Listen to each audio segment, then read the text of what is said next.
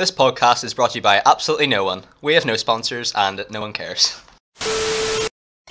Hey guys, and welcome back to another Movie Mates podcast. I am Matthew here with my wonderful co-host and best friend, Callum. Callum. It's been a while since we've recorded, hasn't it? It has, Matthew. It has, yeah. But we're back and we're looking forward to giving you another episode of the Movie Mates podcast. So Callum, do you want to let the people know what we're going to be talking about today? Today we're talking musicals. Yep. What I thought was one of my favourite genres. I picked out a couple of my favourites for today and a couple viewer suggestions actually. Very well known ones, I would say. Yeah, I'd say definitely well known. We're definitely going to hit you with a part 2 soon. Yeah. We've had a couple of suggestions for the sequel episode. I might title this part 1. It depends. We'll see. We can do that retroactively. Yeah. Because we Because can obviously edit as we go. rom-com one is obviously part 1, but it's on the rom-com. We have a lot of sequel episodes in the works. Yeah. So yeah, there are a couple that are my favourites today. A couple that I thought were my favourites rewatched, thought were shit. And we'll talk about that. But just before we start, Callum and I would like to preface this episode by saying thank you for all the new subscribers. Everyone who's liked, commented, and shared any video, we really appreciate it. And without further ado, we're just going to kick off the episode. It's looking forward to recording this one. Yeah. Callum, do you want to kick us off then with Willy Wonka? Well, I just wanted to throw out, yes. would you have defined yourself as a musical fan? See, musicals is one of those genres where, like, I don't go to the cinema to watch them, but Right. I still enjoy them. Like, if a musical's on the TV, I will enjoy it. But for me, I think music in like film or theatre is most, for me, it's better appreciated in an actual play rather than a film. For me, You prefer? I prefer live musical theatre. Yeah. Oh, I detest it. Really? Yeah. That's interesting. I would much rather watch a film because I don't know. I feel a sort of uncomfortable feeling whenever I hate plays. Just to throw that out there. And I don't like musical theatre because it makes me feel uncomfortable when people are singing at me. Yeah, I'm entirely the opposite. Really, that's strange. For me, I think musical films have to be very careful that their film doesn't appear like a music video, because obviously in scenes it's just lip syncing. They're not actually singing. Yeah. Well, in most cases, I don't know how Willy Wonka was filmed, but I assume it was lip sync. But I don't know. I'm not sure. But obviously films like La La Land and stuff is obviously not filmed. It's not actually recorded during Live, the filming. yeah. Yeah, exactly. So for me, I think it's a boundary that maybe don't want to cross. And just to clear up, you were a bit shaky on what I consider a musical. Yes. Yeah. Matthew had asked if we could do a couple films, and I had to politely decline because the films he was suggesting, such as A Star Is Born, I would say is a film about a musician, whereas an actual musical is. It's hard to define, but I know what you mean. a plot is driven by the singing, and the singing is also not recognized as singing. It's completely normalized. They don't say, oh, how about we sing you a song? They just leap into a song, and they all know the lyrics, and they know the dance choreography, and it's not mentioned as a weird thing. Yeah.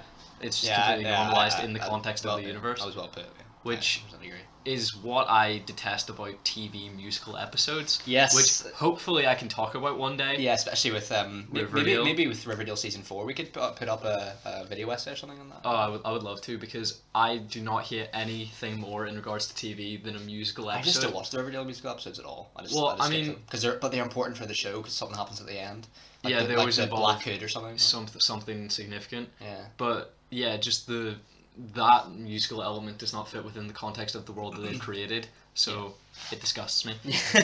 Fair enough. So okay, so Willy opening, we're throwing out Willy Wonka and the Chocolate Factory. Absolutely, not the Charlie and the Chocolate Factory, which is the 2005 Johnny Depp one. Yeah, many get confused when I refer to Willy Wonka. I did actually originally. And I tell everyone they don't even have the same title. Yeah. I mean, how can you get confused?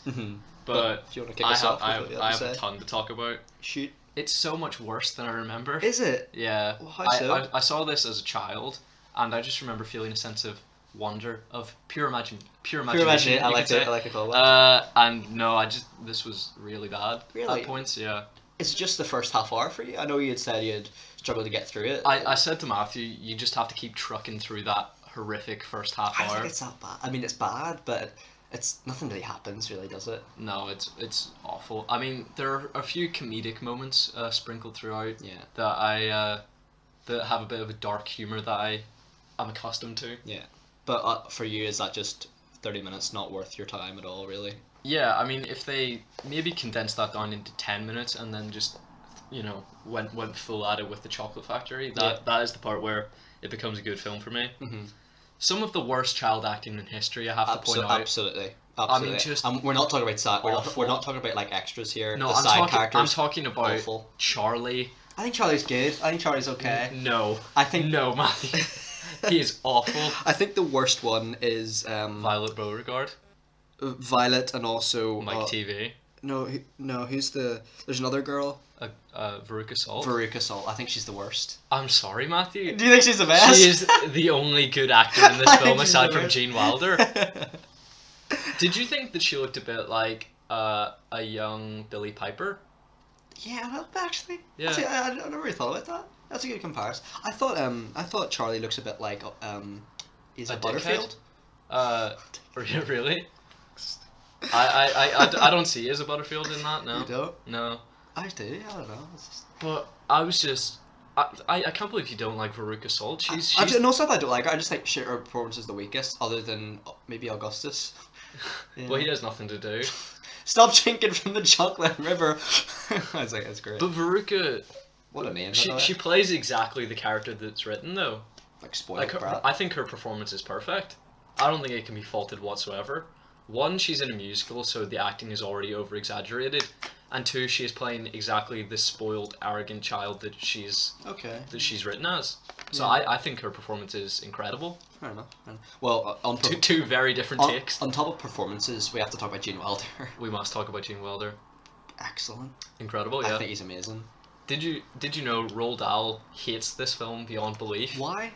It does differ slightly. It has more sinister undertones than the original novel. We'll talk about that later as well. Sure, and then he was entirely opposed to casting Gene Wilder because he just did not meet his vision of the character. I think he's perfectly cast. I haven't read the book. He's sensational. Really? I have read the book, and this film is better than the book, honestly. Really? Is the book a big letdown? Well, the book has a better lead up. It's not as poor as the first 30 minutes of this film, but when you get to the Chocolate Factory, having it realized in live action is a lot more satisfying than seeing it written down. Because obviously, when they're talking about things, that are meant to capture your imagination, Yeah. it's kind of hard to do that when it's just written on a page. Do you think Roald Dahl is generally quite overrated? I wouldn't say so. I mean, for children's books, his writing it perfectly meets the demographic he's writing for. I think Roald Dahl is probably, aside from J.K. Rowling, the only British author that'll be like a main staple for like 100 years. Like, because like James and the Giant Peach and Boy, maybe not so much Boy, it's quite niche. Yeah. But and Charlie and the Chocolate Factory, like they're really well known. Well, and same with the Harry Potter franchise. That's gonna be famous for like children are gonna be reading those books. I mean, with the cancel culture of 2019, where people are sort of criticized retroactively for their actions in the modern context, he will probably be someone people. Oh, yeah, anti-Semitic. Yeah, he is quite. Won't maybe Put it out. No. I said we'll not get into what he said. No, but the curator of the Roald Dahl Museum has defended him and said that he's just a jokester. He doesn't mean what he says. It's not appropriate to joke about those things, is it? Yeah, no. It's one. It's not appropriate to joke about it, and two, he's an author. He knows exactly what he's saying. He precisely chooses his diction and writes it down. Yeah. So I mean, surely he's cultivated that thought into something that he can say out loud. Yeah. And if those are his views, he should probably not be as respected as he has been. Yeah. I'm gonna look this up again later to confirm. So if I'm If he's incorrect, I'll edit if I am incorrect, you can edit it out. But one thing I wanted to say was I think this film has to be applauded for the great use of costumes and set design. Oh yeah, set I design is especially the incredible. chocolate factory is everything's so colourful. And how Well, except for the outside is piss poor. well, that's what I mean. It contrasts with like the outside poor streets of America. I was going to say England. I mean, it should be England because it. Yeah. Well, not should be. I mean, it's a director's choice. But no, I wanted, you know, the way Charlie's background. It's sort of contrast because it's sort of bleak and quite pale looking and stuff. Impoverished, Exactly, yeah. and it's contrasted with like sorry, Willy Wonka's a millionaire and stuff like that, and he's such a colourful, extravagant life. Yes. I just thought that was quite jarring as well. That's probably intentional. I presume so. Yeah.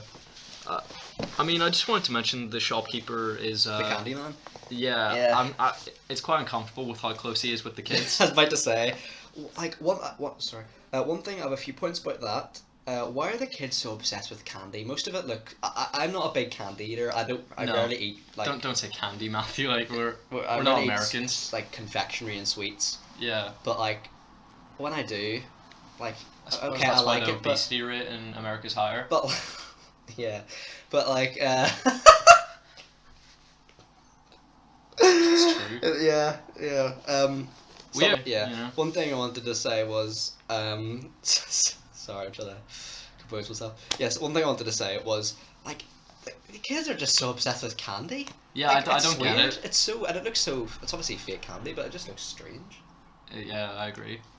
And also, again, like, why is everyone so obsessed with the golden ticket to see a chocolate factory? No, Yes, I said why is that such a coveted thing? Why are like, people? yes, you get an unlimited supply of candy, but like, It's like woo. yeah, I mean, you know, I you get it's a kids film, but I mean, you've probably spent like £400 to £1,000 to $1,000 opening up bars of candy that don't have golden tickets in them. yeah, So I mean, you probably could have just conserved that and then spent that on chocolate for the rest of your life. yeah, I mean, obviously, it turns out in the end that Charlie gets the chocolate factory. Yeah. But that wasn't, that wasn't something that was up front. No. People weren't expecting that if they, completed the visit to the chocolate factory. So no, I fully don't understand Me neither. the desire.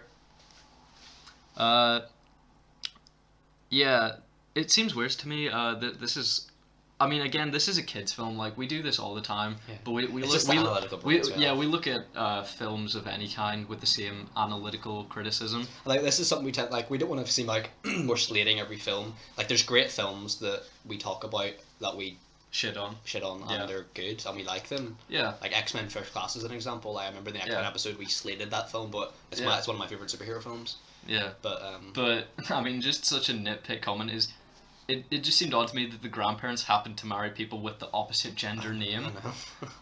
I know. I mean, that seems a bit too cartoony for a live action film for me. Just a touch. What also seemed cartoony is the fact that Grandpa Joe gets out of the Oh, bed for the first time. I'm and clearly sorry. doesn't need a walking I'm cane. sorry. I'm sorry. Just one of the worst pieces of shit in all of history. I think that's okay. I think the No, I'm Candyman- sorry, Matthew. Hush, because I'm so angry about this. We find out that Charlie, like, in addition to going to school every day, is also working a job. And Joe, who has been bedridden for months. 20 years, Oh, sorry. 20 years, leaps out of the fucking bed and dances in front of his grandchild and says, "Yeah, I could have been working this whole time, little dickhead." Yeah. He is the worst It's man. ridiculous. It's ridiculous. Like, he is. It's the fact that he goes to limp. Like he's like, I need to hand the cane. 2 minutes later, he's like busting out the full dance. It's crazy. Like it's yeah. Well, I'm sorry, he's just an abhorrent human being. I think the Candyman song is great, by the way. It's I alright. really like that. It's alright. Grandpa Joe's not so much. So Yeah. I'm not a fan of that one. But no, I thought the Candyman song was a bop. Really? Mhm. I want to criticize the teacher Yep. for not telling his kids to put on safety glasses. Yeah. That's Oh, just that that's was the goes point against I safety. made in the classical horror film episode about shoeless kids in Africa. Okay. I'm so. Yeah, just safety. Okay. But yeah, I mean, yeah. What was he doing? I don't know. I mean, also, I did like the comedy of that character in the, he keeps saying class dismissed. Yeah. When because he's also desperate to go to I suppose it's the chocolate factory. Yeah, everyone's just so obsessed with the chocolate factory. I don't get it. Like I don't think I know it's set in the it's like 60s, 70s. set was, yeah, it's made in the 70s, so we can assume it's set at the same time. But I mean, okay, let's do a modern example. You had electricity. You had TV then. Yeah. Like, why are people so obsessed with a chocolate factory? I don't know. So Matthew, if you were tomorrow to find out that 5 golden tickets to go to see the Cadbury's factory, would you even buy a single bar? I mean, I'll be honest. If a random bar that I bought had a gift ticket, I'd be like, that's a bonus. Oh But yeah, great. You wouldn't seek it out. I wouldn't buy like 10, and hopefully I get it. I wouldn't buy, like, if I bought one, it would be to eat it. It wouldn't be because I think it might have a golden ticket in it. Yeah. That would just be, again, like you said, an added bonus to having a delicious treat. I think a nice subplot for the film would be that inside Willy Wonka's chocolate is some sort of like addictive substance that makes people so entertained with the fact that it makes people so obsessed with the fact of a chocolate factory. Like, I mean, that way he could make loads of money and stuff. It just seems like because his sweets and confectionery taste good, people are so obsessed with it. Right. I think if he had a subplot about, we can go into further detail when we talk about some of the more sinister undertones of the film. But for me, I thought, what are your opinions on the fact that just as it's revealed that the people in Paraguay have forged a golden ticket, Charlie finds one? Well, see, the prevailing theory is that obviously we have the character of Slugworth, who turns out to be called a man named Wilkinson, who works for Willy Wonka, and he magically appears wherever the golden tickets are found. So it's heavily implied that Willy Wonka has actually specifically selected the children that get the tickets and has Wilkinson spy on them. So he can punish them, the spoiled kids? So he can punish the spoiled kids and give Charlie a new life. That's why he's so elated that Charlie was successful in passing his test, because that's the plan that he had for him. Can I ask? Yes. Did these kids die? Well, Matthew, definitely. Yeah? Yeah.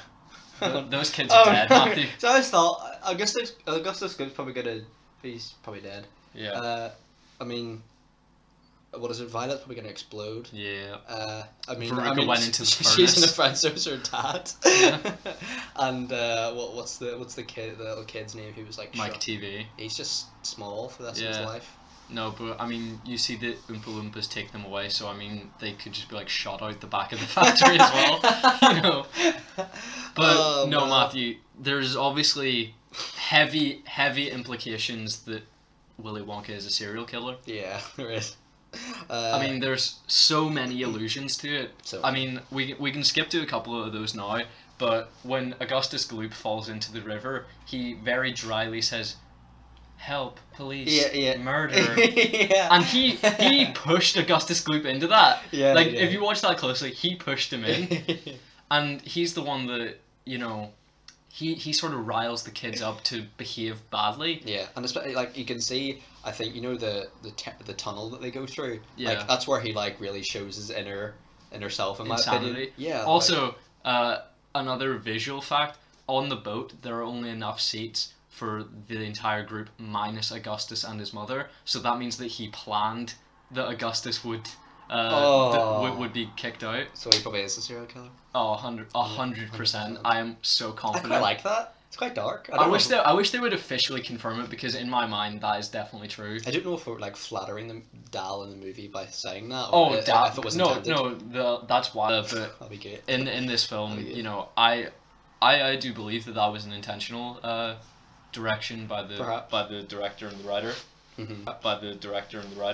Mm-hmm. Oh yeah, I had a fun fact that Julie Dawn Cole, who plays Veruca, and Denise Nickerson, who plays Violet, both had crushes on Peter Ostrom, who played Charlie. Really? So they would. But Charlie seems so much younger. He has a youthful exuberance, but yeah, I think he also looks like an old man to me though. But they both had crushes on him and alternated days spending time with him while they were on breaks in filming. I'm like, this kid is hardly a heartthrob. I don't know how he has. You're like 10. I don't know how he has 2 girls on his hook. Like, you know, I don't get that. Come get all my candy. Yeah. But yeah, like, I think Pure Imagination is an absolute tune. It's great. But also, when Augustus Gloop gets stuck in the pipe, that terrified me as a child. Seriously? Yeah, and more I had a bit of claustrophobia as a child, and imagining me being like that, yeah, that kind of freaked me out a little too. Yeah, same with Violet turning into a blueberry. That scared me as a kid. I don't know why. It's more it's more probably scary. Well, scary that in the 2005 remake because it's CG. Well, in this film, it's clear that she's just in like an inflated suit. An inflated suit. Yeah. Yeah.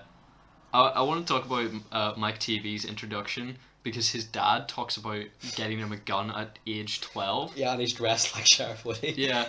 I just wanted to talk about as movie mates, we like to go into the serious topics about American politics. So what are your thoughts on gun legislation, Matthew? I'm not a fan of it. I know it's supposed to be to rise up against a tyrannical government, but I think there's other ways than violence.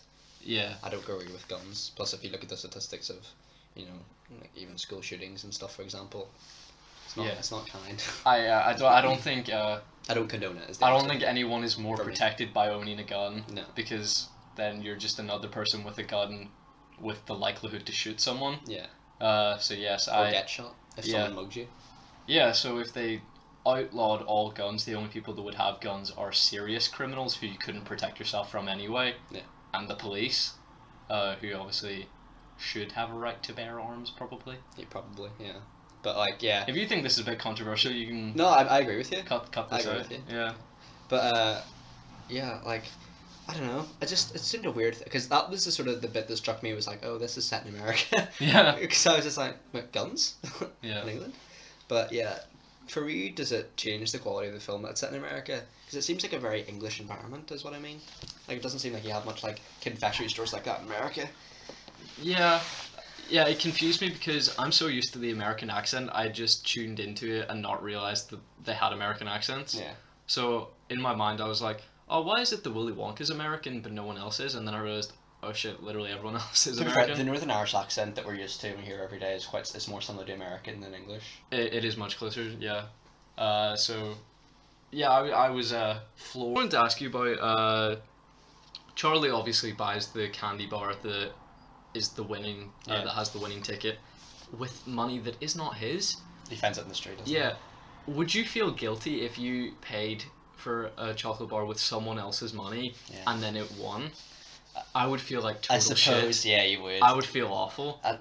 Probably even worse if you found that person like close by as well. And they were looking for the money or something. Yeah. And like, oh, I spent it. Because technically the bar would, the ticket would be theirs. Yeah. I mean, in his situation, I would have taken the money, but I probably wouldn't have spent it on chocolate. Yeah. Maybe not. Chocolate. I probably would have bought, bread or milk. Something, yeah. Something to help provide for the family. But I suppose he seems like a very... He did get one for his Grandpa Joe. And he seems like a very selfless guy. He does. He seems like a nice kid. Yeah, and he gives his granddad like money to buy tobacco. I'm like, that's useless. Grandpa Joe's a piece of shit. I quite like Grandpa Joe.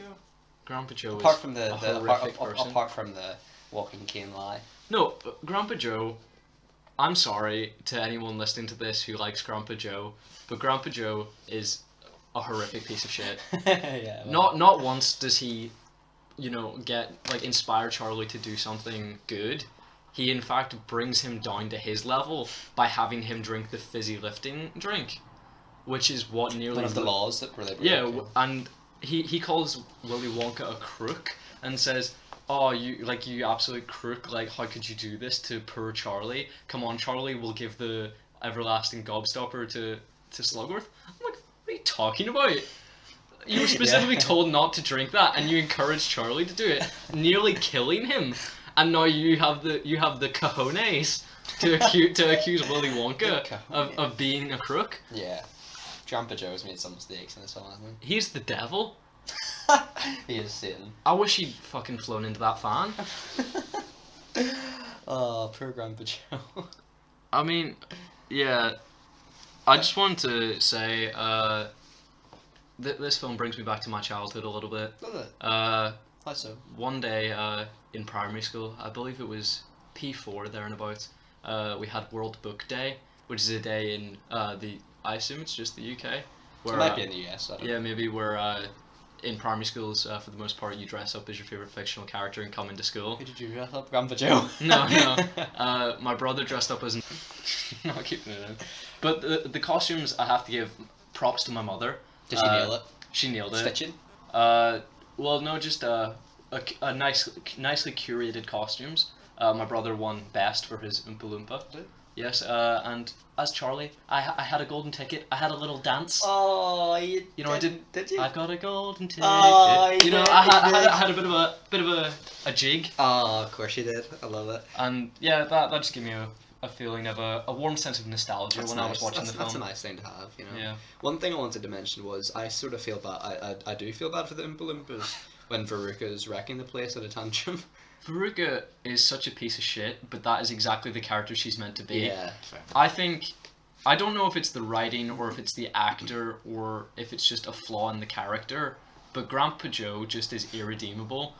But Veruca Salt is at least redeemable because clearly her dad is a poor parent because he just enables her with everything. You know, he says, "Oh, of course, darling, like, I'll buy you that." He's a little intimidated, I would say. Well, yeah, he's definitely scared of her, but I mean, that's not your role as a parent. You know, you're not meant to enable that kind of behavior. You know, she wrecks the place, and then he says he has, you know, he still is trying to like haggle with Wonka over like buying a golden goose. I know. One thing I wanted to say was, it's the only, I think it's the only song in this that has this, but when the Oompa Loompas are singing, lyrics appear on the screen. Yes. And that took me out of the scene a little bit. Oh, really? I thought it was an excellent visual choice. Did it? I really enjoyed that. Okay, Yeah. that's interesting. So you weren't a fan of that? I just thought it took, because most of the, it was a bit jarring for me, given the other songs, like the Candyman, Pure Imagination, and I've got the Golden Ticket, I have a Golden Ticket, are just quite, well, there's no lyrics in them. Yeah. You know? But I'd forgotten the twist with Slugworth. So at the point where he speaks to Charlie, I wrote down, why doesn't Slugworth just beat up one of the kids and steal their ticket? Yeah. Because if he's so desperate that he's willing to, you know, illegally perform corporate espionage, why isn't he willing to like punch a child in the face? Like, it seems so easy. I mean, a bunch of adults tried to steal the ticket off Charlie. I mean, it wouldn't have been that difficult a task. He hardly seems like a tank, does he? Well, I mean, yeah, it's two ladies after him. Yeah. So, yeah, any other thoughts? On the film? Yeah. Well, when Grandpa Joe, you know, holds up the ticket, and he is the one who sings, "I've got a golden ticket," not Charlie. And he's saying, "I've got a golden ticket." You haven't, mate. Yeah, it's your grandson. Your grandson has. Well, it's not. It's someone's in the street. Yeah. Yeah. But yeah, like Grandpa Joe is. Oh, Grandpa Joe. Oh, Joe. Oh, Joe.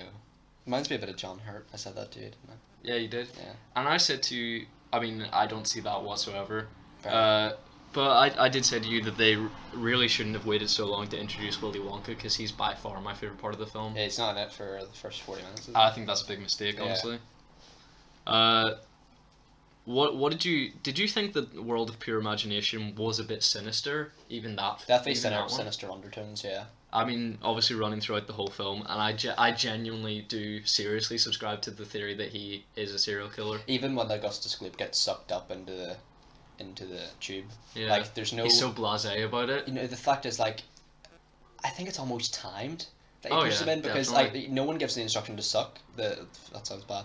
No one gives the instruction for the machine to start sucking the river. Yeah. And like, it's almost as if he knew that Augustus Gloop would go over to the river and start drinking from it. Also, it doesn't look anything like chocolate. It's not. It's like pink. Like, the river's like a pinkish brown. That's weird.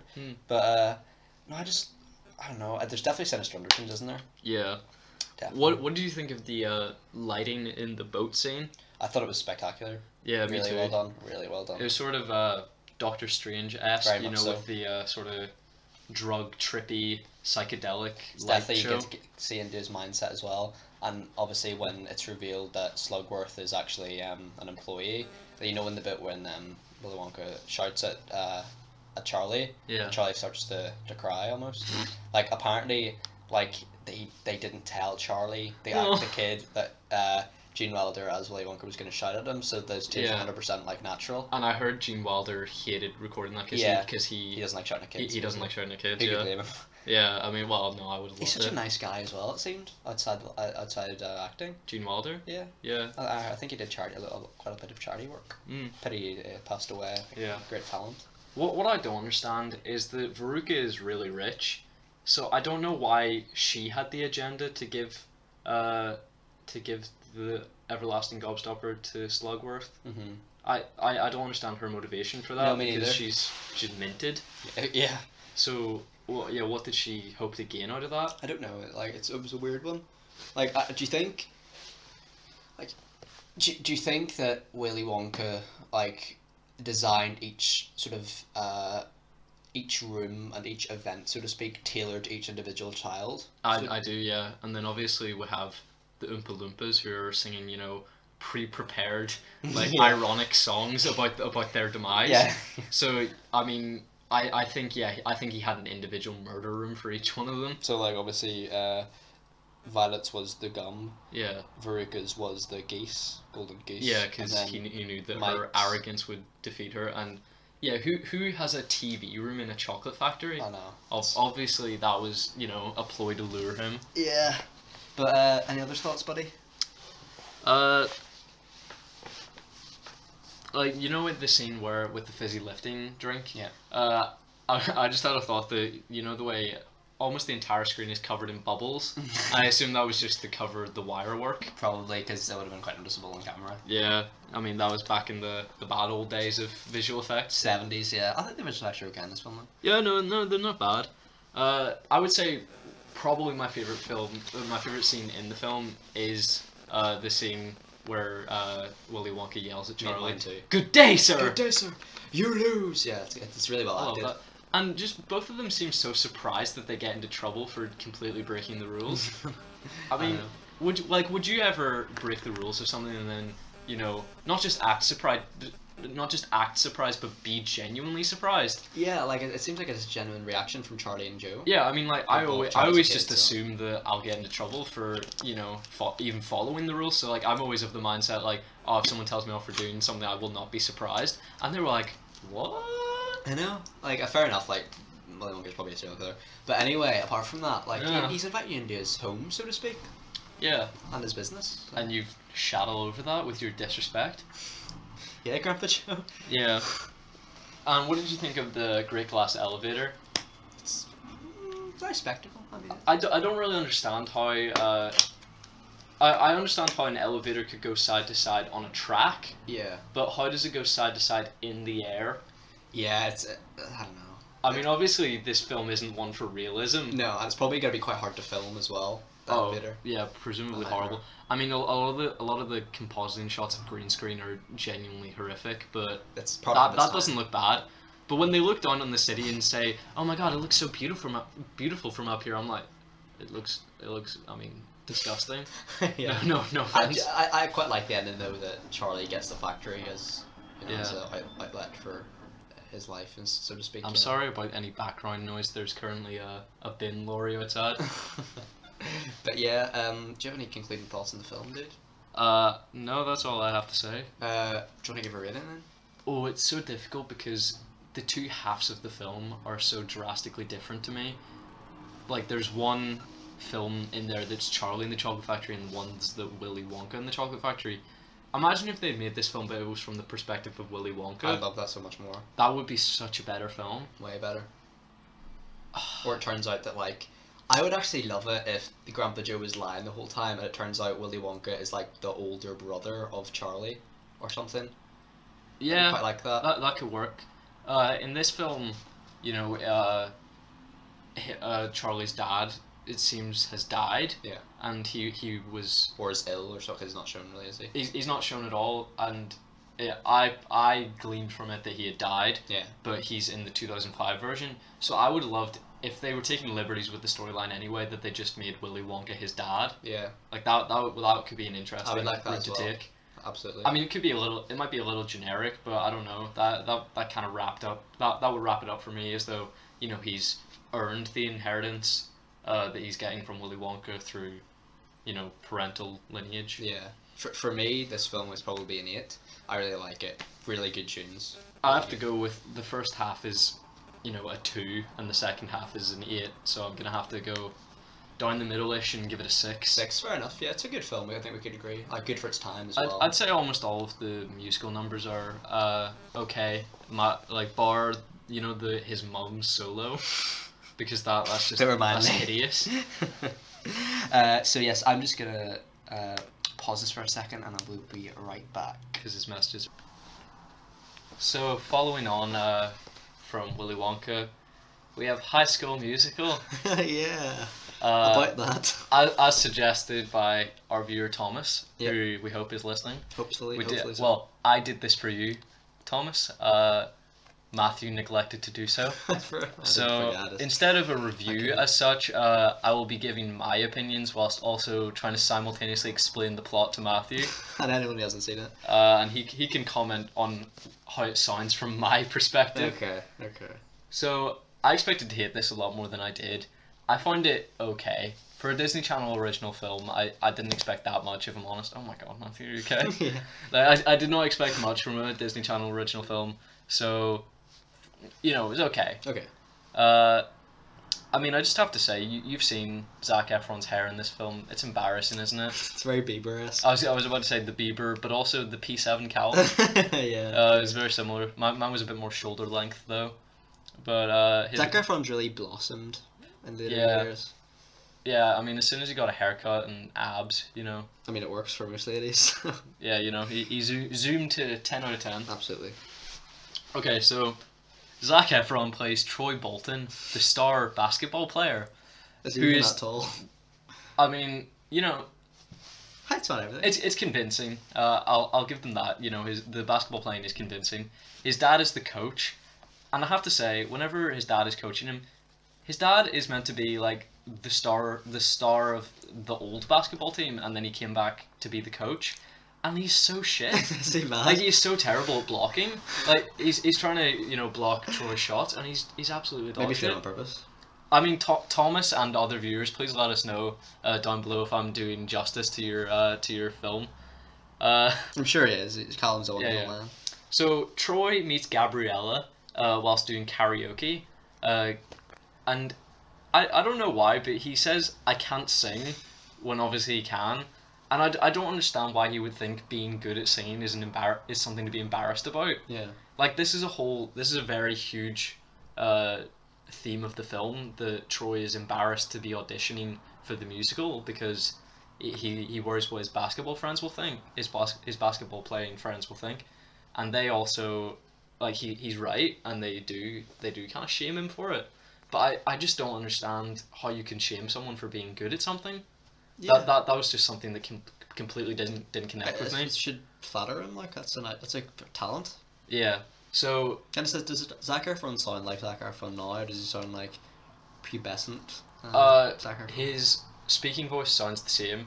His singing voice is different, but there is a reason for that. The part was written for a tenor, and he is a baritone, I believe. So his singing work was mostly dubbed. But I would have, like, if I didn't know that, I would have believed that was him singing. Really? They must have got, you know, a pretty spot on, like, vocal similarity, because their speaking voice sounds a lot like his. Sorry, their singing voice sounds a lot like his speaking voice to me. Oh, that's good. Just higher, obviously. I mean, so the film kicks off with a song called "Start of Something New." And I have to say, it is horrible. Is it bad? It's so bad. The singing is good, but the lyrics are just horrific. And I have to say, this film has some of the worst dance choreography I've ever seen in my life. Really? Yeah, Is it quite a low budget film? It seems high enough budget for a Disney Channel original film. Obviously, for a regular film, it's, you know, probably nothing. It's dirt. When it comes to money. I mean, I have to admit that Zac Efron's lip syncing is particularly poor. Is it bad? Everyone else's is relatively on point, but his is poor. So they have a drama teacher. Did I say drummer? They have a drama teacher called Mrs. Darbus, who's basically like a discount Meryl Streep. Okay. And she gives everybody in the class detention for looking at their cell phones, and I just can't. That doesn't connect with me, because obviously in our school, you know, phones are allowed for some part for, you know, our school year. Yeah. You know, because we use it, you know, for educational purposes to look up certain things. Yeah. So yeah, that just seemed odd to me, because she gives them detention and makes them do physical labor, which just seems like illegal. It would be totally illegal. Yeah. Like, she has them painting sets as detention. Seriously? And that just seems morally reprehensible. A little bit. I also have to say that get your head in the game, which you may well have heard. I'd say there's 2 or 3 that you've definitely heard in just pop culture. They're quite renowned but songs. that's abysmal. Is it? Yeah, just I hate almost What's so all of bad the about it? songs. Well, the dance choreography is poor. Like they're just sort of dancing with basketballs, and also just most of the people singing in that should be extras. Like they should have non-speaking roles, let alone singing. So that's Who's especially Gabriella poor. played by? Vanessa Hudgens. Is she good? Oh, she's great, my friend. she? Yeah, a babe that you could call her. So she's sort of like a science and maths genius. So she's sort of meant to contrast with her The cool her academic excellence in his sporty and physical prowess. Yeah. And there's one moment where she corrects a teacher by no. saying that should be 16 over pi, Oh. and then the teacher says like, "Nice to meet you," and I'm like, not a single teacher would take well to being corrected. No. I mean, Definitely you would get detention for trying to correct them. Well, it happens in our politics class. It does, yeah. On But, I the mean, daily. Well, I mean, you know, I can't picture a teacher in real life thanking a student for correcting them. No, me neither. No. Me neither. I still don't just understand. Even if Troy was mediocre in the musical, he's still beloved Yeah. by the entire school. Like, why do his friends make fun of him? I have no idea. It just doesn't connect with me. They sort of think that, you know, auditioning for the musical will distract him from basketball, and they hatch a plan to sort of sabotage his chances. Seriously? Yeah, so they sort of convince Gabriella that he's not he's not worth it, and they convince him that singing isn't worth it. But surely by making him sad, that's definitely going to distract him more than just being happy and That's singing. gonna ruin his basketball form. Yeah, I mean, do you think like him learning the lyrics of a song is going to like make him forget how to play basketball? Yeah. Does he forget how to play basketball? Well, he gets worse because he's depressed, because like Gabrielle is essentially, I mean, they're not dating, but she may as well have, you know, broken up with him, because, you know, she says, "Oh, I don't want to do the play anymore with you." Why? Well, because like they film him saying like Gabriella means nothing to me, Seriously? but like it's taken out of context, because, you know, he's sort of like riled up by the boys. Oh, by the boys. So it just didn't connect with me at all that they would think that would distract him from playing basketball. I'm talking about this so seriously. I don't know why, but okay. There's another song called "What I've Been Looking For," and it's not a bad song, but the choreography is terrible. And I'm just wondering, I was gonna ask you, but in my humble opinion, I think that's intentional, because it's sort of they're sort of meant to make Sharpay and Ryan look a bit ridiculous, and they're the people that always get the main roles in the musical, and sort of Troy and Gabriella are their competition. Also, they're brother and sister, so it's like a weird, creepy thing where they're playing like a couple. But also, But like, they're brother and sister. character foils of Gabriella and Troy. Yeah, because they're both, you know, vain and extroverted. And they're perfectly portrayed, actually, because, I mean, they're completely arrogant and they think that they're good at everything, and I've just seen so much of that in my real life, and that totally connected with me. Really? I was like, you've actually nailed that. You know, that Fair is enough. exactly how those kind of people Is it a behave. realistic film to high school now? Obviously, this is, what, 13 years ago? This is how I would picture an American high school. Maybe a bit happier. Like, you don't see bullying as such in this film, because it's sort of focusing on popular people. You know, usually in a high school film you focus on a nerdy person who is bullied, Yeah, but this is all about popular people, which is actually kind of a subversion of the genre. absolutely. So no, you don't really see any of the dark side of a high school, which I think is, you know, present in everyone. Mm-hmm. So I would have to say no. Okay. It's nothing like the kind of schools we have here, like nothing at all. And like at one point, Gabriella and Troy are late for their audition, so they speak to the pianist, who is sort of like put down by Sharpay, and they convince her to sort of like, you know, let them perform, and then the drama teacher happens to overhear it, and she gives them a call back. But the way that Troy acts with the girl is, in my opinion, kind of manipulative, where he, you know, picks up her song sheets and then sort of speaks to her and says like, "Oh, like, you are the playmaker. You, Troy. like, you quite make devious. this play." But it's never actually, like, that's how I saw it, but it's never brought up in that way. Like Gabriella was like, oh, I've seen a different side to him. He's so sweet, like the way he was to Kelsey. And I was like, he seemed like a manipulative bitch to me. Yeah. But I mean, you know, Is the chemistry between Troy maybe I and Gabriella misread it. good? Oh, I definitely see it. You know, obviously Zac Efron and Vanessa Hudgens dated in real life. Did Yeah, but I believe that was after filming, and then obviously they're no longer they? I dating. think he's with Alexander Daddario now. Really? Yeah. Oh, interesting. From Baywatch. From Baywatch, yeah. But yeah, I definitely see the chemistry between them. Good. Also, there's another. I listed every musical number because I thought you would have listened to them. So Sorry, there's a dude. song called "Stick to the Status Quo," and its message is really sad to me because they're sort of saying, don't be an individual, you know, reject everything that is unique about yourself. You know, there's this one basketball player called Zeke who bakes, and that's actually like it's mentioned throughout the film. And That's references to you. That's I enjoy baking, yeah, but I'm hardly like a jock though. No, But but you know the message of the song is to, you know, reject anything that quite a makes you mixed message. unique. Well, I mean, that is sort of the point that the basketball players have throughout the film until they realize that Troy can do both, and you know people can be a bit more versatile. But yeah, it's sort of a negative message to portray to children. You know, I think they should have right from the off, you know, someone at least who's in the background saying, "Oh no, you should be an individual because you know being unique is what makes us interesting." Yeah, it's part of human nature. Yeah. I wanted to talk to you about American showers and changing rooms, because It's so open. we see the drama teacher walk through the boys' changing room and they're all shirtless and having showers. Are they and abs? most of them are like they have like toned lady arms. Like none of Toned lady arms. like none of them are jacked. Like they specifically only film Zac Efron like from the neck up because like I don't think he is particularly muscular. They got pecs. They shoot him from like the neck up, so you don't even see his pecs. Oh no. I know, unfortunately. But I just want to talk I to you. don't know why about, I sound so devastated. I mean, it's completely gross, isn't it? Like showering in front of all the other Well, guys. I reminds me of Riverdale in season 1, where like Betty and Veronica storm into the boys' changing rooms and Yeah. they're all like six-pack, shirtless. Please, any and American she's just about with a tile.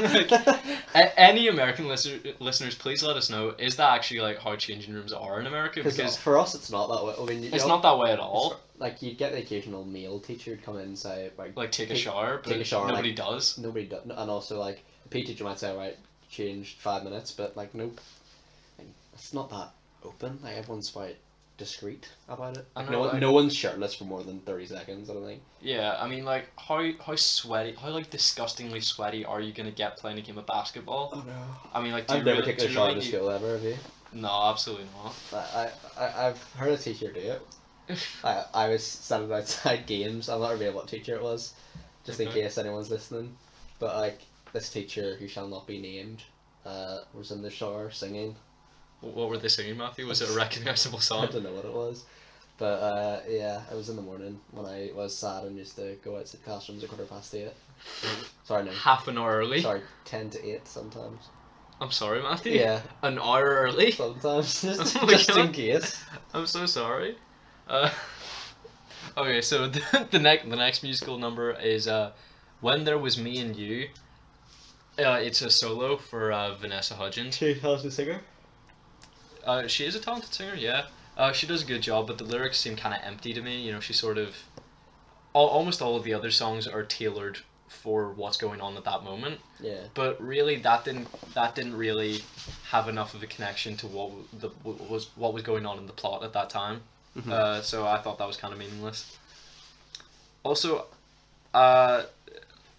Troy tries to redeem himself by going to Gabriella's and speaking to her, but she doesn't answer the door. Her mom does. Oh. So he sneaks around the back to her garden and climbs up her balcony, and Troy? then on the phone says, "Turn around," Oh. and then he's there and starts singing at her. And I just wanted to ask you, That what are your thoughts? I said endearing or terrifying. I mean, terrifying. I mean, it's very successful. He probably Like, pulls it off. oh, well, I mean, he doesn't pull it off, but he still gets the girl. Like, I think he gets a smooch as well. From memory. Don't quote me on that. Actually, no, he doesn't, because like the film ends and they never have a kiss. Like he like pecks her on the cheek at one point. Oh, Oh, steady, saucy. steady on, Troy. Oh, I know. The next song is "Bop to the Top," which you must have heard, right? Must have. You must Sounds have. familiar. It's another Sharpay and Ryan duet, and Are they good singers? no, not whatsoever. Ashley Tisdale's voice is incredibly annoying. You know, it's so like ear-piercingly high. I'm not a fan, but the choreography is hilarious because, I mean, if the choreographer didn't make this terrible on purpose, I'm sorry, they should be fired. But I mean, bad. if it's on purpose, bravo, because you nailed it. It is a masterpiece of awful, the choreography in this film. I hope that it's done intentionally to make them seem silly. I hope. Hopefully. And sort of throughout the film, they're quite nefarious characters. You know, they're sort of interfering and trying to make sure that Gabriella and Troy don't, you know, successfully audition because they don't want to be beaten out. So I'll talk about how she's sort of redeemed by the end.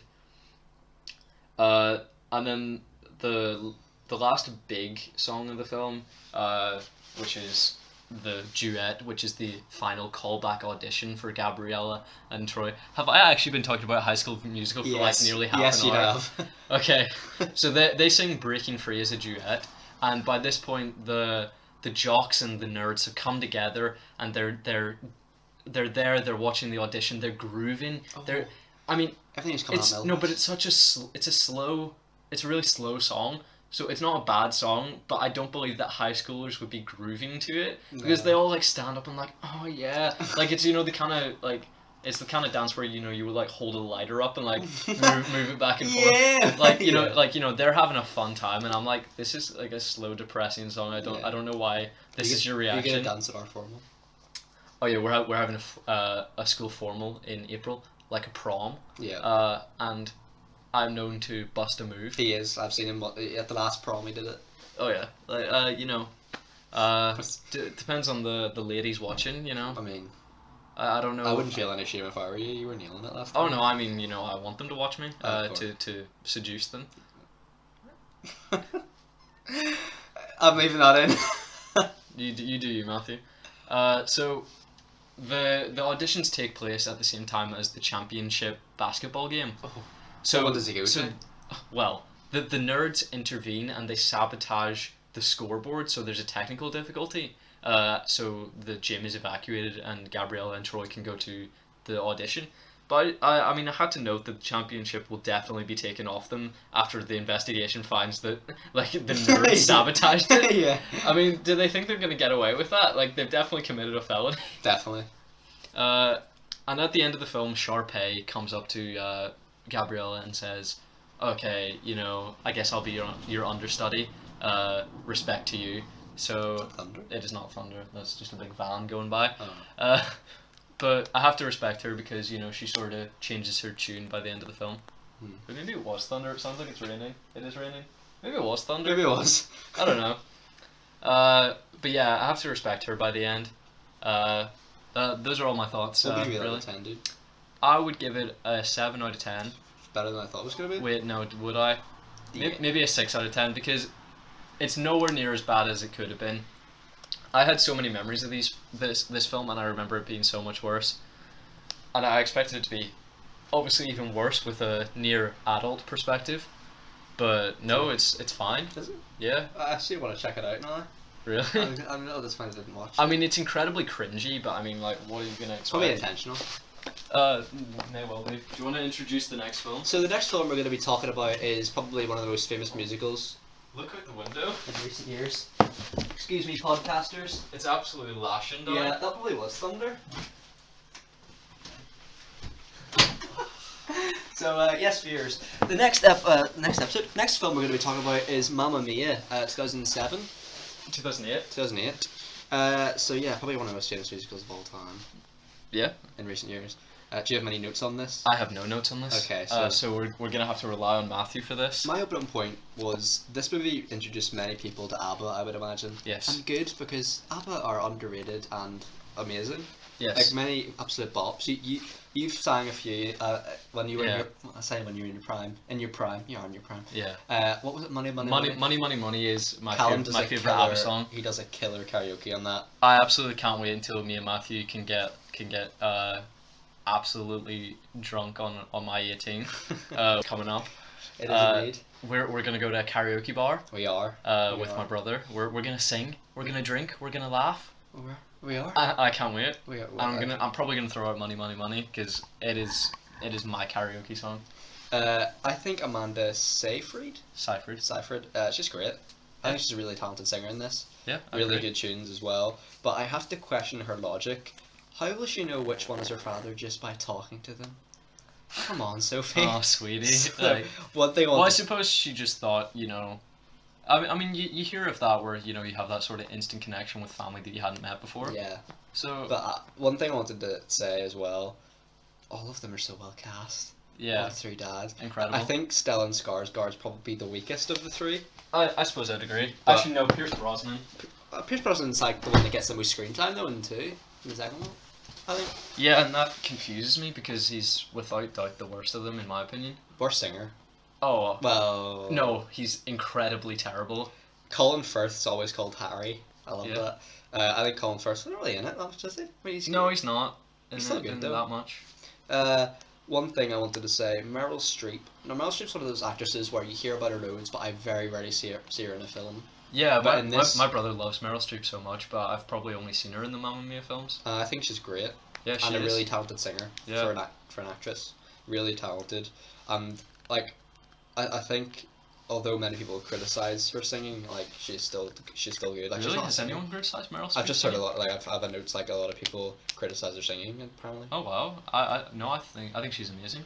And, like, I thought, the Christine Baranski? Yes. She's also Leonard's mother in Big Bang Theory. Yes. I think she's fantastic as well. Oh, as I Tanya. can't tell you how much me and my brother love Christine Baranski. Like, she's such a talented actress. Yeah. And she's just so phenomenal in this one, I think. And then the way Donna's friends, Donna, isn't it? Yes. I thought the way her friends try to get her drunk again, it reminded me of your brother a little bit. Reminds you of my brother? Yeah. Oh, how so? How if Jake was feeling down, we would be there to Get him drunk? make him feel better. Get him a bit jovial, a bit happy. Okay. And my favourite line in the film, without doubt, is when Tanya asks, "Are you okay?" and Donna replies, "I was a stupid, reckless little slut." That's a great line. I really don't have much to say for this one, but I'm just working through the notes. This will probably be very short. Really? Yeah. Unless you have anything. I wish I had made some notes now, because I usually go quite in depth. I thought Colin Firth's singing in this film reminded me of Kermit the Frog. It's so high pitched for Colin Firth. I know he's not a singer, but Yeah, I mean, none of them are professional singers, no, obviously. I think all of them are good though. Minus Pierce Brosnan and Colin Firth and Dominic Cooper. Yeah, Come on, Matthew. D. Coops is, it's not great. He's poor. One of the weirdest scenes in any musical is when Sophie is about to have sex on the beach in view of her potential fan. I thought that was very strange. A bold choice. A very bold choice. Is her name Sky, isn't it? Yes. They recast him, don't they? No. They don't? But, yeah, I thought when Tanya and, what is her name? I forget. Kristen, who's the other friend? Julie Walters. Julie, who plays, do you know who she plays? I just said Julie Walters. I don't remember. I say Julie and Christine. When they're tying up Firth, Brosnan and Skarsgård at the pre-wedding party. The sexy bachelorette party. Like Yeah. why are they tying up the men? Like I don't know. like they might be Sophie's dad. Why are you doing it I don't know what for sort of kinky weird stuff it is, sexual but- kinky but hey, enjoyment? Yeah, I wanted to ask you: is Brosnan a good singer? No. No. Horrific. Do you think he's a good actor in this? No, I think he's a terrible actor. I really dislike Pierce Really? Brosnan. Yeah. I didn't know he was. Is he Irish? He's Irish American, so I don't know why. I don't know why people always say about George Lazenby being the only non-English Bond, even though Pierce Brosnan isn't English. Yeah. Well, I mean, in this he has an American accent, which have you seen The Foreigner? confused me. I have not. It's good. He's in that. Is he okay? Yeah. Well, one thing I wanted to ask you was, what is your favorite ABBA song in this? Oh, my favorite song is always going to be Money, Money, Money. Yeah. But just because it's so awful. Oh, what is the name of the song? You know the one, and like where it's shot so poorly when Dominic jumps onto the beach. Yeah, and he yeah. says, "I wasn't jealous when we first met." And it's the one that goes like, "Lay all your love on me." Yeah. I don't know what it's actually called, but Yeah. that is filmed so horrifically. I find it hilarious. Yeah, it's not great, that one. I'm trying to think what song is it? I have it downloaded. Please cut out my singing if it's terrible No, I think on it's good, re-listen. it's good. Dancing Queen's in this, isn't it? It is, yeah. Yeah, that's probably my favourite, I would say. 'Cause it's just a good Yeah. tune. That or, like, the obvious Mamma Mia. I don't want to say that because it's very obvious. Well, it's not particularly obvious. When you usually ask someone what's their favourite ABBA song, they would say Dancing Queen. Yeah. But I think that ABBA's music is so excellent. I think it's underutilized here because I think... Because I couldn't tell you what scene Dancing Queen is in. I could tell you what scene Super Trooper is in, but I don't think that's a particularly good scene. It's not, yeah. I mean, I have to applaud the Money, Money, Money scene because I've never seen a worse scene in my life. I mean, it's just The choreography. It's incredible. No, because you know they're walking out of the complex, and then it just cuts to like Donna on a yacht, like doing the Titanic That's with what herself. I mean. It's like a music video, and that. No, it is like a music video, and I mean it's awful, and I love it. Yeah, I Because think it's pe- intentionally pe- bad though. No, people will say that this is a good film. It's a really enjoyable film. It's terrible, but I love it. Yeah. Yeah, like that's what I mean. I think this film does fall in the pit trap of being like a music video in some instances. Like, Oh, fully, yeah. like Money, Money, Money, and Mamma Mia especially. I mean, obviously because it's called Mamma Mia, but it just is a music video in that scene, really. I couldn't Because even tell you what scene that's in. I But- find this film it's kind of forgettable, it yeah. is forgettable. I mean, almost nothing happens in it. It's set over a couple of days. Yeah, but right, this is what I was saying. Do you know the guy in The Incredible Hulk who owns a pizza company? Yes. His name's like Stanley. Stanley. Yeah. He's in this film Is he? as a cameo in the wedding. Okay. Well, I noticed. And then one of the last questions were the moral decisions to make the wedding day about figuring out who your father is rather than it being about your love for Sky. Is that a Yeah. horrible thing to do? It is kind of a weird thing to do, where it takes the emphasis off of him, and then they don't even end up getting married. So yeah, it kind of says. I kind of feel bad for him. I feel bad for him. It kind of says, you know, you don't mean that much to me. Finding out who my dad is means more to me. So much more that I'm not even going to marry you on that day. Like for me, the wedding day is supposed to be the love you have for your partner, and that's solely what it's about. Not Yeah. like can you find another day to figure out who your father is? You know. Probably. And at the end, I do like the ending that, yes, they're all her father. One of them is their Yeah. father, but they all take responsibility for that parenthood, which I like. We'll talk about once we talk about Mamma Mia 2, we can maybe talk about who we actually think the father is. Yeah, I think so. But how did you feel about this film? I think it's good.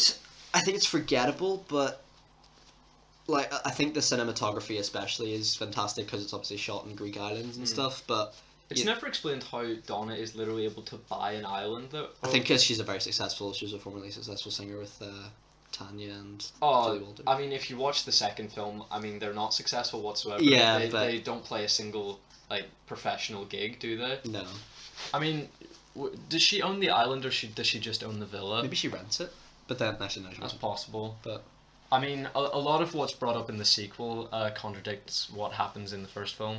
yeah, Because obviously we see shots of like the you know the three dads from 20 years ago, and Yeah. like Harry has like a mustache and long hair. Yeah. Well, and he's called Harry Headbanger, even though that's never brought up, and he's never known to be a guitarist in the second film. I think we'll have more to talk about in the second film just because it's such a Do you have more notes for the second film? less notes but more talking points. Okay. But the because the first film for me is so like it's very outside the box. Like it's not a typical it's not a typical musical that you would expect. Like the story's different. Like it's not about romance really. It's just about you know the bond that a daughter and parents share. Because obviously Yeah. Donna's a main character in this as well. I mean, this is what's called a jukebox musical, which is where sort of the story is used to enhance the songs rather than the other way around. Yeah. You know, sort of the film is about the songs, and then it has sort of like story in between songs, Yeah. rather than songs in between story. Yeah. Like you know what I'm I know what saying, you mean, yeah. where the music is actually more important because they've taken the music of a very successful band. So yeah, that makes it very unique and unusual. I think it's very well cast. Oh yeah, I think like incredible everyone's cast, yeah. Skarsgård, Firth, and Brosnan are all well done. The only one I would amend is Pierce Brosnan. He's the only casting I'm not a fan of. Yeah. But I suppose you kind of find out in the second film that his character is kind of a dickhead, though. Yeah. So I mean, True. Brosnan kind of meets the criteria. What would you rate out of 10, dude? I'd probably rate it an 8 out of 10. 8 out of 10? Yeah. Mate, I'd rate it the same. It would be, yeah, like 8 out of 10 for me as well. Are we going to talk about maybe La La Land? La La Land La next. La Land, yeah. So, we'll probably have a similar amount of notes for this one. Oh yeah. This obviously is the critically acclaimed film that Yes. suffered in the Oscars in 2018 with the Moonlight incident. Yeah. Classic. But yeah, do you want to kick us off with your notes you have for it? You don't like this film, do you? I really love it. I watched this film for the second time the other day, and I really loved it the first time round. Mhm. And I think I made a bit of a realization that this film is a cool movie, but it's not a good movie. Okay. So I convinced myself to like it because it was cool to like it. And That's definitely cool to like, yeah. I feel a bit embarrassed by that Okay. because I don't like it. Do you not like it for what it particularly. is? No. Well, I mean, we'll talk about it through, and then I'll give my final judgment at the end. But Okay. I mean, initial thoughts. What would you say? Excellent. Oh, really? I love it.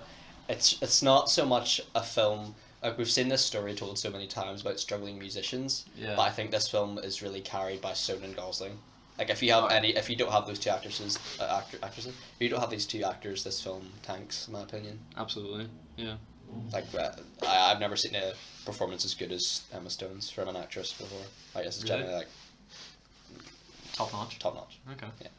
I have to commend the choreography. Yeah, that's amazing. The dancing throughout is incredible. Even where the songs fall down, the choreography is always on point. Mhm. So I think we should start by talking about the opening number, Another Day of Sun. Mhm. It's terrible, isn't it? Is that the one on the freeway? Yeah. Yeah, it's not good. It's really bad. It's not great. I like though Sebastian and Mia's first interaction on the freeway. Where he just cuts her honks off. at her Yeah. and, well, no, he's doing the right thing.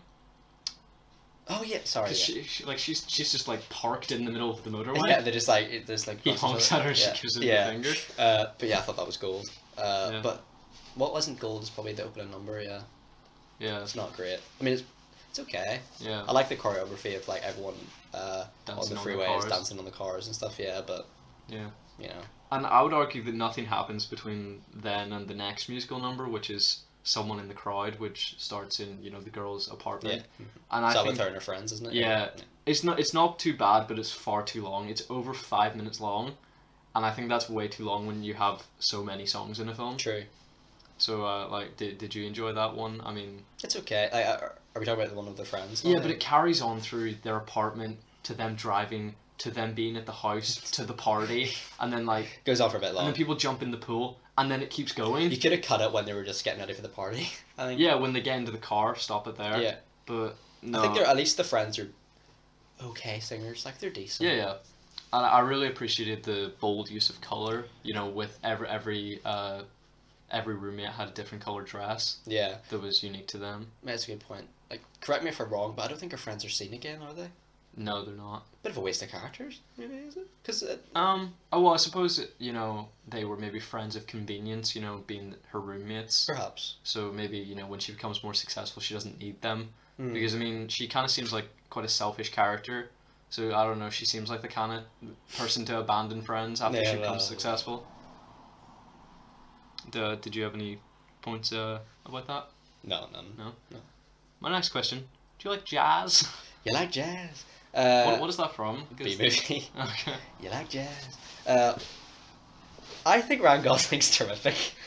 Oh, yeah. And I love jazz in this film. I don't like jazz usually, but I thought on this film I quite like it. You know the little ditty that he's always playing? Yeah. I enjoy the first 80% of it, but then when he sort of goes off and just plays It goes nuts random, at the end, doesn't it? whenever he just plays like random discordant notes, I'm not a fan of that. See, I think is that him playing the piano? Because if so, he's Yeah. a terrific pianist. He learned how to play the piano for this film. He's terrific. He is incredible at Really, the piano. really talented. One thing I wanted to say was this is in relation to this point, but it's towards the middle stages of the film maybe. But the point is, I know Seb likes jazz, but the synth-like tune in the club is actually good.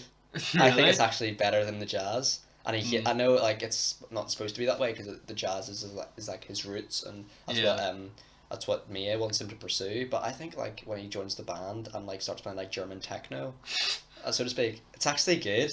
Yeah. I quite like it.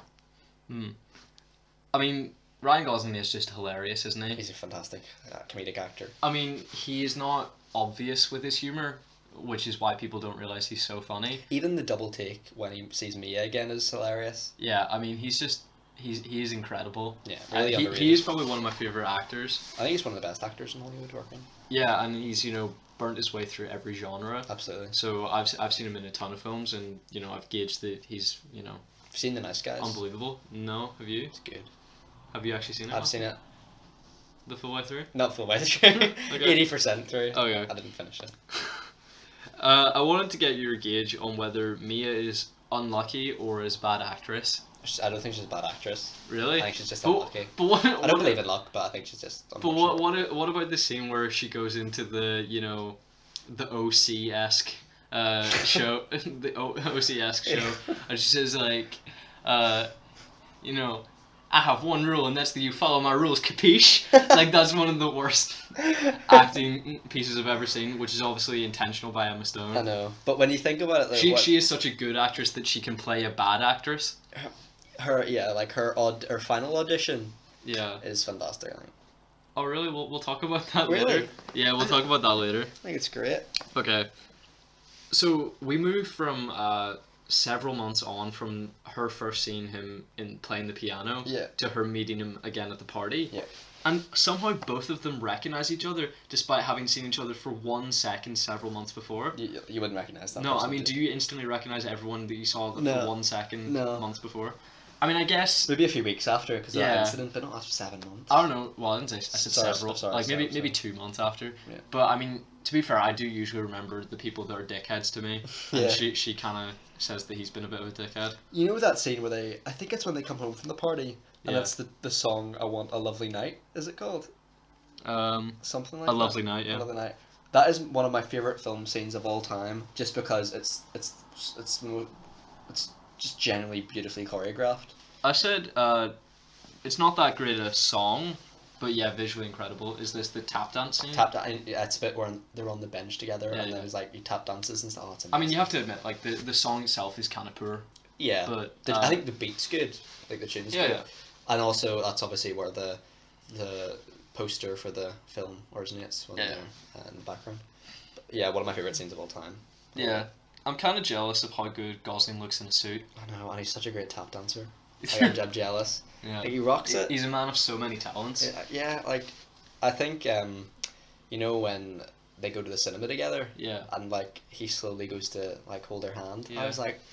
Was that a tender moment for you? I thought that was really, really well done. Yeah, Mm. I thought it was really nice, warm, heartwarming scene. Have you heard any of his professional music? Never. Dead Man's Bones is the band that he's in. Really? Yeah, I'd recommend anyone check it out because they're one of my favorite bands. Really? I love them so much. It's him and his friend Zach Shields, and What sort of music is it? it's sort of it's the kind of music you'd have in a horror film. It's sort of gothic rock. Is it So, great? That's not like you to like that sort of stuff. No, but he does it so well, and his vocals are incredible. His writing talent for music is excellent. Also, I mean the weird part about his music is that it's backed up by like a kids choir. Seriously? Yeah, so that's a bit odd. That is strange. Yeah. I think he's a very talented singer though. Oh yeah, completely. I mean, in this he's a bit muttery. He's more speaking than he is singing. Yeah, true. But I mean, It's very mellow, isn't it? I can't fault it because whatever his technique is, it's still great. Yeah. Also, I love how the cinema like completely cockblocks him. Yeah, because like he's about to kiss her and then Yeah. it cuts out, Yeah. and then he's laughing about it. Yeah, I'm just like. I'm like, I'd be more pissed about that. Yeah. I feel bad for Greg. Me too. I love Craig. Like she doesn't even say, "Oh, I'm sorry, I'm gonna have to break up with you." So, She see, says, Greg. she just says, "I'm sorry," and then goes on a date with another guy Immediately. immediately. I feel a bit bad. I like Greg. I mean, Greg seems a bit boring, but it doesn't mean he doesn't deserve a bit of human decency. Exactly. I think Mia is a total bitch, and we will talk about this later Really? on. Yeah, absolutely. I hadn't noticed the first time I watched it. The first time Gosling sings "City of Stars," it changes. The lyrics change. Really? Whenever him and Mia sing it together. I didn't notice that. You know, he's sort of a bit more like melancholy, and then like he's sort of like, I hope to find the city of stars, which is sort of a metaphor for love. Mhm. And then That's true. Yes. and then when him and her do it as a duet, they say that they finally find it. Mhm. So the lyrics have changed That's to quite- I represent didn't a pick up change in on his that. character That's- arc. I mean, I fully agreed that film that song deserved Oscar for best song, Yeah. because that's incredible. What are your thoughts on seeing old films at the cinema? I quite like. I think it's quite romantic. Have you seen any classic films? Never. No. Not the cinema. I mean that's one of my favorite things to do, because I don't really enjoy watching things on DVD, despite my large collection on display. The To people my at right, NCS will know. I have 250 on display, and a few hundred more elsewhere. One thing I wanted to mention was, yes, I sort of wish there was more outdoor cinemas. I like the thought of sitting in your car watching a film. Really? That's quite romantic. Because I'm all about sound quality when I watch a film, and I True. think that would be quite poor in an outside cinema. I think there's a way you kind of like put it in your earphones or something, or Yeah, connect it yeah. to the radio, Bluetooth it. Yeah. Ideal. Yeah, I agree. Maybe just sit in some deck chairs Perhaps even, yeah. with a blankie. Do you think that cinema and planetarium is a good date? The planetarium's a little strange, I'll be honest. Yeah. Although the one thing I wanted to mention, so the observatory, wasn't it? Yeah. Yeah. The dancing in the observatory is just so well shot. I thought. Really? Yeah, it's the contrast of like the darkness and the stars and stuff. It's just beautiful. I thought. But I think it's a romantic date. A little strange, but it's outside the box. Yeah, I liked how for such a dramatic film, it leaned into the lack of realism that's meant to be present in a musical, Mhm. in the regards to sort of dancing, and isn't she sort of aren't they like lifted into the Into the stars? sky. Yeah, so obviously that isn't meant to be realistic. Yeah. So I respected it. I respected that regard. But I think La La Land does it so well that it doesn't look like a music video all the time. I mean, it did in the first scene, obviously, but Yeah, like I agree. not the date in the observatory, or not really a wonderful night. Oh, sorry, a lovely night. Yeah. So following their date, we get a montage to represent their relationship, and I love montage. You do. And You do. it is so well utilized It here, is. because I mean, I'm so happy that this film was only 2 hours long. If they tacked on another half an hour, It would be a bit of a slow burn, but Yeah, it's a slow burn enough. it's a slow burn enough, and like it would just be a slog if they added on a half an hour to develop their romance. Absolutely. I got it from what they showed, and obviously the biggest rule of cinema is show don't tell. and, Absolutely. they nailed it. I absolutely agree with you that his music with The Messengers is actually amazing. The part that I don't like is the synth, but the actual but like the guitar and the singing, and then his Excellent. actual piano work is amazing. I Like thought that so. is the kind of music I would like to listen to. Me too. I mean, I agree with Keith that if you stay so traditionalist, It limits your field. Almost. yeah, young people won't be connected to it if it's not modern. So I think it was smart of him to. But in the know, end, they sort of contrast that modernist viewpoint when he jazz. owns his own club, in a way. It sort of. But I guess that shows he's pursuing his dreams and stuff, and that But I mean, it didn't look exactly like incredibly successful. I don't know. Yeah. But I mean, we don't really get to gauge that enough. we don't. I wanted to ask you. Mia and Sebastian obviously have a big argument, which leads to their first breakup. Yeah. Who do you think's at fault? Definitely Mia. Who do you think's Yeah. at fault? Probably me. Yeah. Yeah, I mean, all he says is that my dream was to be a musician. Is this the? I'm yeah. a musician, Yeah. and then You preferred me when I was less successful. on my ass. Yeah. Yeah, because it made you feel better about yourself, which honestly I think is true. I think me is a selfish bitch. I don't think she's selfish. I just think she's misguided. Well, we'll talk about how she definitely is selfish in the end. Okay. But do you really not think that her saying, "Oh yeah, you know, I've sort of sold out like by, you know, working in Hollywood, but you've sold out." Do you think she has any right to criticize him? Well, that's the thing. Like, she accuses him of not pursuing his dreams and just selling out, as you put it, and yet she does the same. Yeah. So probably doesn't really have much ground to stand on. No. You know, practice what you preach, Mia. Yeah. Also, I mean, to be successful in Hollywood, I mean, you have to sell out. So I mean, really, I mean, no one can be absolved of no, like, you know, no one I know can what you mean. stop themselves from selling out. Mm-hmm. So yeah, I didn't really see a justification in her position. Mm-hmm. I find, like, you know, I love a bit of unintentional humor. I do. And the moment where the lights raise and there's 8 people in a show. Yeah. I find hilarious. Like the subversion that is like it's funny on it. But I mean, it's the hardly a fact subversion, that I'm one sure it's cast, shit. fact that of only 8 people, there's still a casting agent there who Yeah. went to go see that. Yeah. Like, I feel bad for her. I mean, she clearly wasn't a particularly successful casting agent because, I mean, what's she doing at one person shows? yeah, and also, you know, the film that she was wanting me to audition for, like, I mean, film in quotation marks, it didn't have a script, so I mean, it's nothing at that point, really. But I think I've got to commend Mia for putting on that one person show by herself. Like, she's going for her dreams, you know, and it seemed pretty successful. 8 people. Yeah. That's still good. Like, for a person show in Hollywood. I suppose. But I mean, that theatre should have been packed. Did you see how many people she was emailing? Yeah, true. Plus, I mean, like, you know, if You you're like if you're me, trying yeah. to if you're trying to be an actress, I'm not gonna respect you for putting on a one-woman show, because like that should just be, you know, the base level attempt that you make.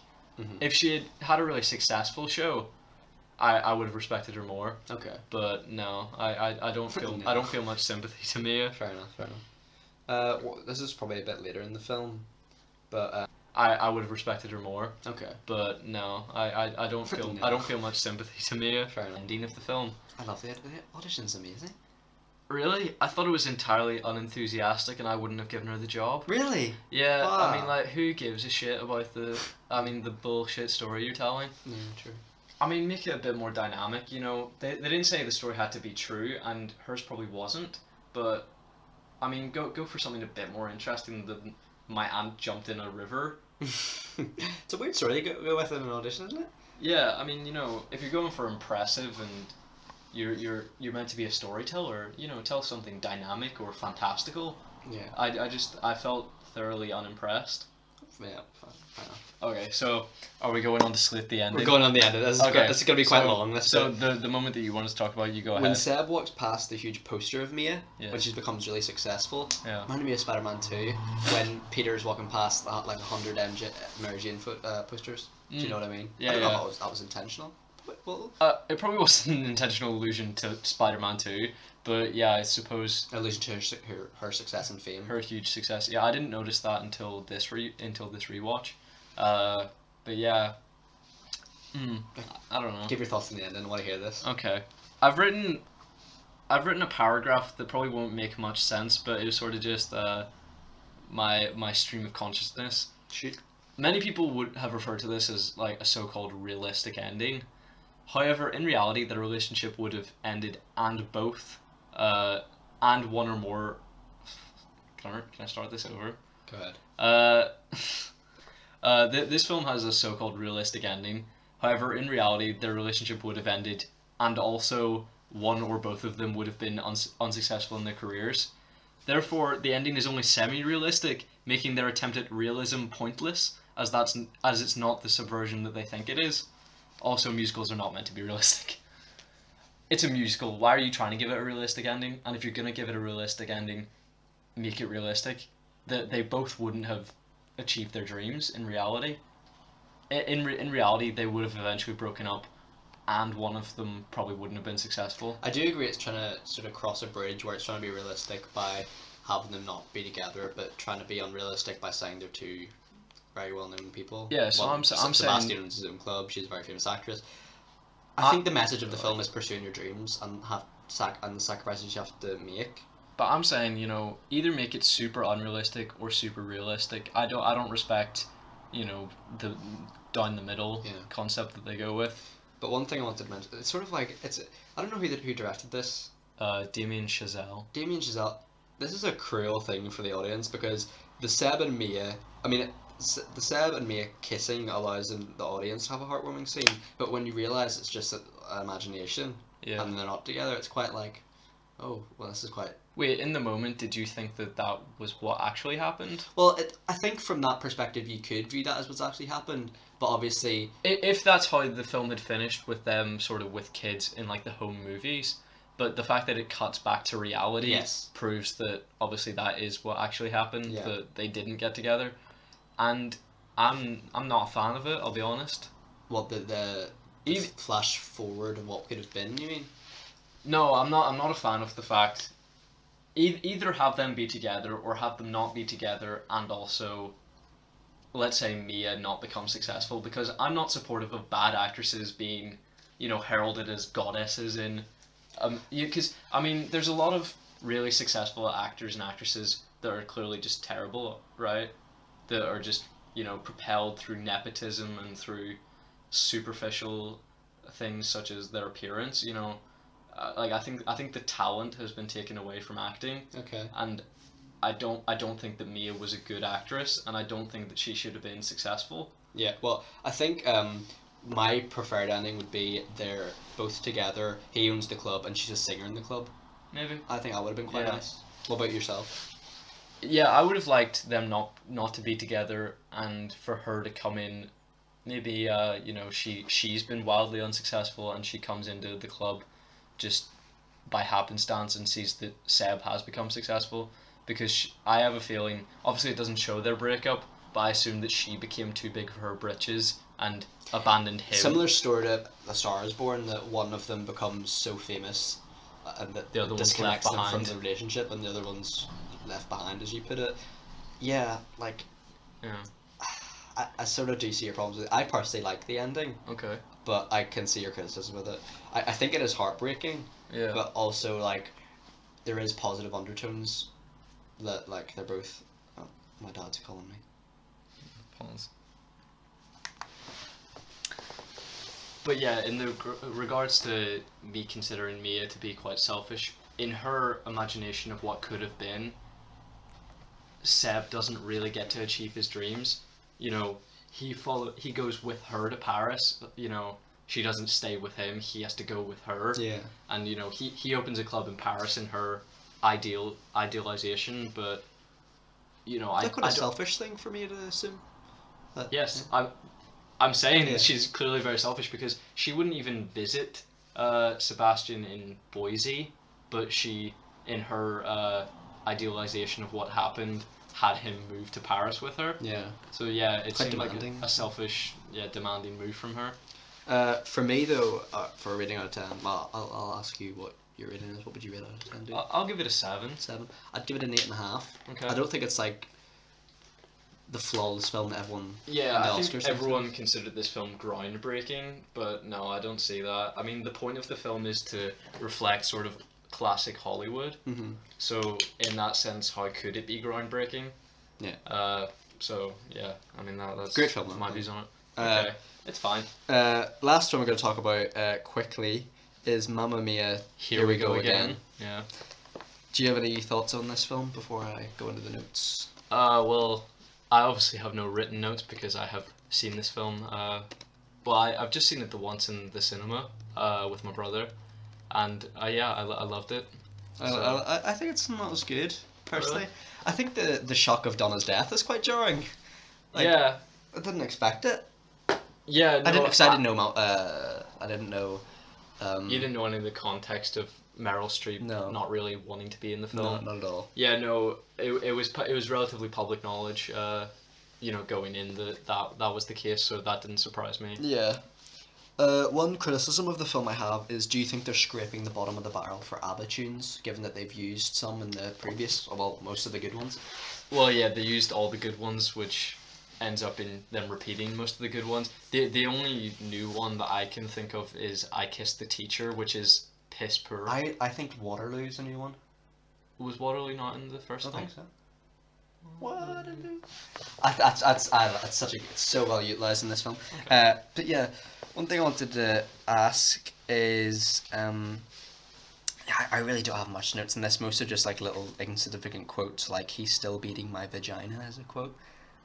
Wonderful. Wonderful. And also the I do think Dominic Cooper's okay. Yeah. Yeah. A lot of the a lot of the songs in the first half of the film are sort of sad and contemplative. Mhm. That's sort of how they differ from the first film. Obviously, you know, they're the same songs, but they're played in a different key to convey the emotions of the characters.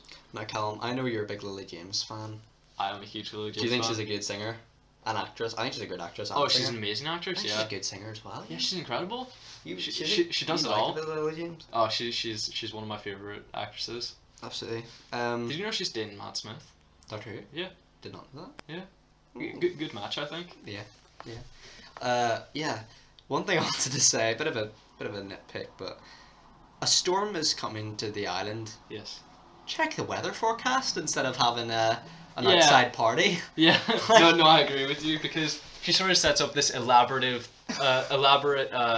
display that she says cost her thousands of dollars. Oh, there's a storm. There's a storm. I mean, that would have been predicted weeks beforehand. Exactly. Like it's so. It's just weird. That's a very minor nitpick, but I mean, yeah. I mean that's quite a big nitpick, because that's idiotic. Just completely. I agree with you. What are your opinions on the pregnancy reveal Um. and how it adds to this? Well, plot? that was in the trailer, so Oh, was it? I knew that it was not a reveal, unfortunately. But yeah, I suppose obviously throughout the film we have flashbacks to Donna pregnant with Sophie, so obviously it's to show the parallels between Sophie and Donna. So yes, I really like that. I think this film's representation of definitely. dualisms. I think this film's main message is the relationship between mother and daughter. Yeah. Because obviously we've got Cher as her Yes. grandmother. I'll talk about that later. Okay. And then with Donna, and then Donna with Sophie, and then Sophie with her child. And I thought that's a nice message to have, you know. And I think this film maybe does get bogged down in the Donna flashbacks, but Lily James is fantastic. Yeah. So I don't mind. Yeah, so as I said, there are a lot of inconsistencies with what we hear about that period of her life in the first film and how we see it played out in the second film. I assume that's just due to a different director and a lot of different aspects. It didn't bother me that much, but definitely watching them together, I would have noticed a more stark contrast between the two, the sort of the inconsistencies in the stories. Who do you think is who do you think's her father then? Oh, I think it's Colin Firth. Part of me wishes it was Colin Firth, but in reality, I think it's Brosnan No, because I think that gives Brosnan too much. to do. It has to be Skarsgård or Firth then. Yeah, because so, you know, Sam is the one that ends up getting the girl. Yeah. He marries Donna. He is Sophie's stepfather. Colin Firth. Nothing to do really in this film at all. Is he still married to his husband in the second film, or does he mention that he's getting I divorced? think he's getting divorced because Yeah. So him and Skarsgård do not have much going on in their lives. So I think either one of them deserves to be Sophie's father. I think so more. too. I prefer it if it was Firth. Visually, I think she has more visual similarities with Skarsgård. But it says Skarsgård. But yeah, I just feel bad for Harry in this film. He just seems like he's the nicest character. He's so polite, it obviously reminds me of Harry from Kingsman. Yeah. But yeah, what are your opinions on Meryl Streep's spirit watching on during the film? I was like, Mamma Mia at the end. I mean, it seemed kind of pointless to me, Donna's death, because if you could get Meryl Streep back for that scene, That's what I was about to say. why couldn't she be in one scene and just say, yeah, she's alive? Mm-hmm. It seemed kind of redundant to me, because I don't think her death makes any of the Sophie storyline more significant. Mm-hmm. You know, she says she feels more connected to her mother through her pregnancy, but she can still feel that with her mother being alive. Yes. So, you know, I like. Is it the characters Bill and Struggles with Rosie? me. Is it Bill and Rosie? Yeah. Yeah. They get back together in this. film, which I like. Yeah, so as I said, you know, even Skarsgård has more going on than Colin Firth does. So I think Colin Firth deserves to have Sophie as his daughter. I think so too. Like, in this film, I think it's, I have just note, as a note here, not as good as the first, but still good. But I think the tunes probably aren't as good. No, And it because doesn't incorporate them as well. you know, ABBA is all about, you know, lively disco pop music. This one's quite And- like melancholic. Yeah, because you know they're all lamenting the death of Donna, so they're all singing It's all really it's in the back of sadly. their minds as well. And you know, Sky is, you know, the Sky and Sophie's marriage is kind of on the rock. Well, they're engaged at this point, aren't they? Yeah. Yeah, their relationship is kind of on the rocks because he's spending a lot of time away. Mm-hmm. So you know, everyone just seems sad about everything, which doesn't really fit the tone of. It doesn't. I think this music film's that not as well ABBA paced created. either. No, it's not. But It's not. And a huge disappointment for me is no Money Money Money. Yeah, you love that song. They play the music of Money Money Money as Cher's helicopter flies in, but they don't actually have anyone singing it. What did you think of the Dancing Queen? Dancing Queen. Yeah. With sort of like with Bill and Harry at the front I doing like the that. Titanic. I like it.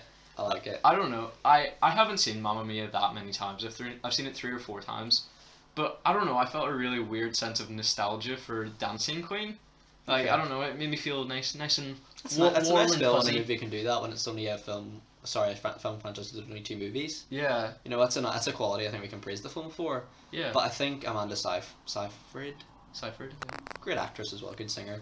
Yeah. But for me, this film just isn't up to scratch with the first. But it's hard to beat the first because the first is like a classic at this point, I would say. Yeah. But for you, do you have any other points? And if not, rating? Well, how did you think the younger castings did portraying their older selves? It's hard to beat Christine Baranski, isn't it? Now.